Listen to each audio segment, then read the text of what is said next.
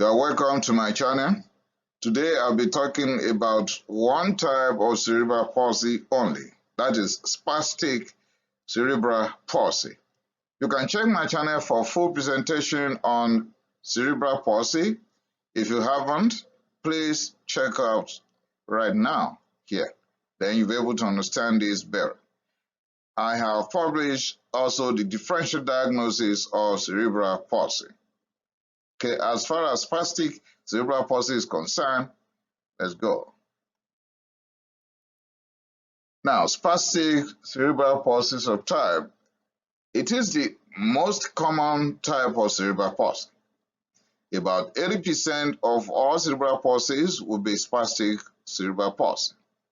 Here, intellectual disability may be present and sometimes may not be present.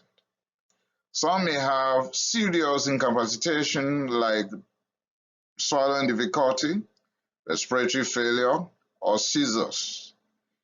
Some will even have sensory deficit, while Talipes, equinovarus, or calcaneovalgus will be likely found here. Okay. Infants and children less than 5 years having spastic subtype cerebral palsy will have certain features like hypotonia, spasm of the ankle and feet, delayed developmental milestone, particularly motor and psychomotor. You'll have crawling difficulty and abnormal posturing at age 2. There will be leg extension while sitting.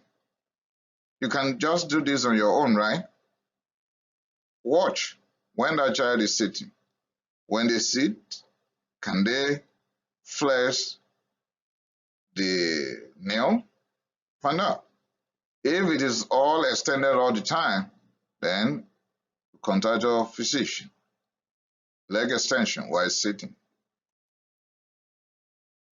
Now, if it is spastic subtype in children greater than 5 years, then we're going to pick some extra features like upper motor neuron lesions.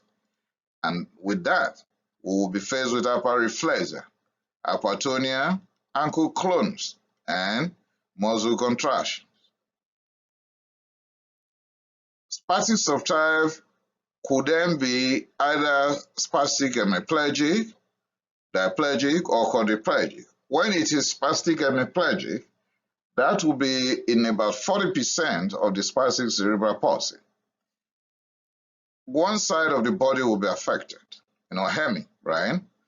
The half side that will be affected will have the arms affected more than the lower limbs, more than the legs.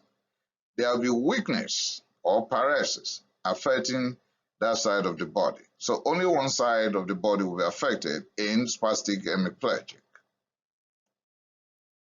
In spastic diplegic, 10 to 20% will be affected, and it will be characterized by muscle stiffness in legs more than the arms or upper limbs. And of course, there will be decreased muscle bulk in lower limbs. Of course, when there is this use atrophy, right, they will have difficulty walking. Needless to say, somebody is having paralysis of the 2 legs. How will he or she be able to walk normally? But something will be classic here. They will have scissoring. Now, finally, spastic quadriplegic. This will account for about 40% of spastic subtype. All limbs are affected, and mostly they are affected equally. But sometimes, in some, the upper limb will be more affected than the lower part of the body. In other words, the arms will be more affected than the legs in some. It is the most severe form of spastic cerebral palsy. Trunk and face are also affected. The affected individuals can't walk. They are mostly on the wheelchair. It's also associated with other problems like seizures, visual problems, hearing difficulty, and speech disorder. Spastic Quadriplegic is the worst of all spastic subtypes of cerebral palsy. Okay. My heart goes out to all the affected kids and their family members. With that, I've come to the end of this very short presentation as per spastic subtype of cerebral palsy. Remember to share this.